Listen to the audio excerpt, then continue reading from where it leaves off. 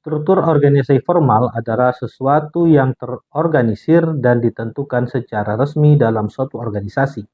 Dalam konteks organisasi pendidikan, struktur ini mencangkup jabatan-jabatan yang ditetapkan oleh kebijakan atau peraturan-peraturan yang berlaku dan menggambarkan pembagian tugas serta hubungan antar individu dalam organisasi. Ciri-cirinya menunjukkan hierarkis yang bertanggung jawab kepada siapa, lalu tersusun secara jelas menggunakan pembagian tugas yang spesifik untuk setiap level. Tertulis strukturnya dalam organisasi dan biasanya digambarkan dalam bentuk bagan yang menunjukkan pembagian kekuasaan, tugas, dan alur komunikasi. Struktur formal ini menetapkan garis wewenang, tanggung jawab, dan jalur komunikasi yang jelas dalam organisasi pendidikan.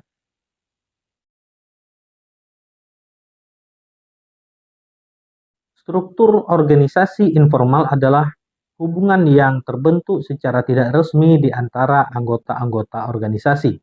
Struktur ini lebih fleksibel dan terbentuk berdasarkan interaksi sosial, kepentingan bersama, atau kedekatan personal antar individu dalam organisasi tersebut.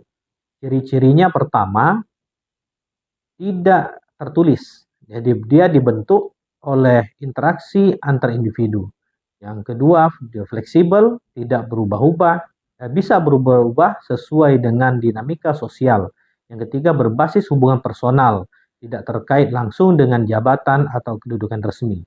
Contohnya dapat kita lihat adalah teman seprofesi antara guru atau kelompok diskusi antar guru untuk membahas kurikulum atau metode pengajaran, dan juga hubungan non formal antara staf administrasi dan kepala sekolah. Struktur informal berperan penting dalam membangun ikatan sosial dan budaya dalam organisasi pendidikan, meskipun tidak diatur secara formal.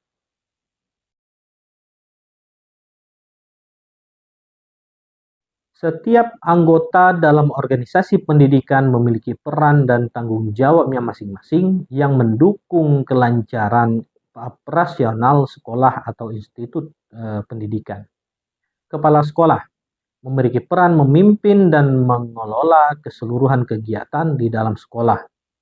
Sekolah bertanggung jawab menetapkan kebijakan, menyusun program kerja, dan memantau pelaksanaan kegiatan yang berkaitan dengan pendidikan dan menjaga hubungan dengan orang tua serta masyarakat. Wakil kepala sekolah memiliki peran yang juga penting untuk membantu kepala sekolah dalam mengelola kegiatan pendidikan. Wakil kepala sekolah bertanggung jawab mengelola bidang tertentu seperti kurikulum, disiplin, atau administrasi. Guru juga memiliki peran sebagai pengajar dan pendidik siswa sesuai dengan kurikulum yang berlaku. Guru bertanggung jawab untuk menyusun, merancang pembelajaran, melaksanakan pengajaran, dan memberikan evaluasi serta membimbing peserta didik. Begitu juga dengan staf administrasi, juga memiliki peran untuk menyokong kegiatan administrasi di sekolah dan memiliki tanggung jawab yang cukup besar dalam mengelola data siswa, keuangan sekolah, surat menyurat, dan kegiatan administrasi lainnya.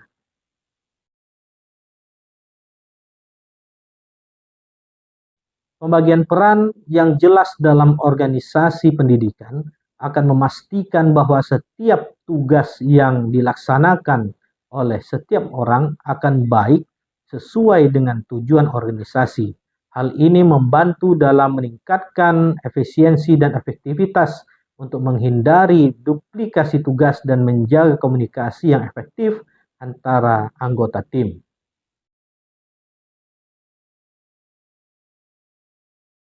Pengelolaan tim yang efektif dalam organisasi pendidikan sangat penting untuk mencapai tujuan pendidikan yang optimal.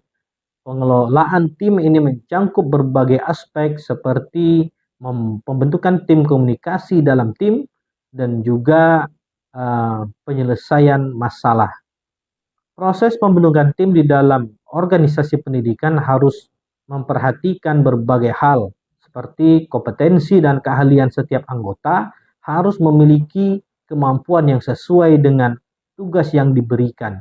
Dan juga keterlibatan semua pihak untuk pembentukan tim harus melibatkan pihak-pihak yang terkait dalam kegiatan pendidikan, seperti guru, staf administrasi, dan juga kepala sekolah. Komunikasi yang efektif adalah kunci sukses dalam pengelolaan tim. Dalam organisasi pendidikan, komunikasi formal biasanya dilakukan melalui rapat atau pertemuan yang terjadwal atau laporan tertulis dan juga instruksi resmi. Sedangkan komunikasi informal itu terjadi secara langsung antar individu, baik itu melalui percakapan sehari-hari atau kelompok-kelompok diskusi. Penyelesaian masalah dalam tim organisasi pendidikan membutuhkan kerjasama yang baik. Beberapa langkah yang bisa diambil adalah mengidentifikasi masalah untuk menentukan apa masalah yang dihadapi oleh tim tersebut. Lalu diskusikan secara terbuka oleh anggota tim dan diberikan kesempatan untuk memberikan masukan. Dan juga mencari solusi bersama untuk mengambil keputusan kolektif yang diterima oleh seluruh anggota tim.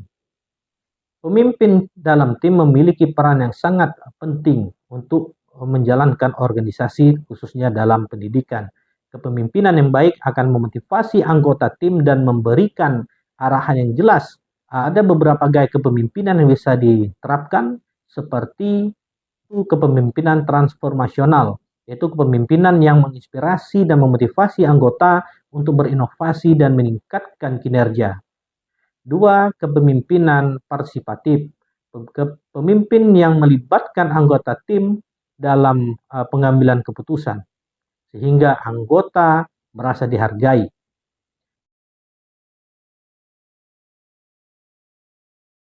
Evaluasi kinerja tim sangat penting untuk memastikan bahwa tim berfungsi dengan baik dan mencapai tujuan pengembangan.